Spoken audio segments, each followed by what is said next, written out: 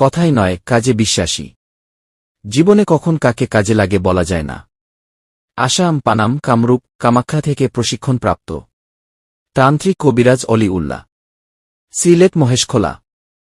স্বামী স্ত্রীর অমিল, বিয়ে বন্ধ, নিঃসন্তান, বিদেশে অশান্তি, জিন ভূতের আছর, মানসিক কষ্ট, দুশ্মন ও শত্রুকে বশ করা হয়।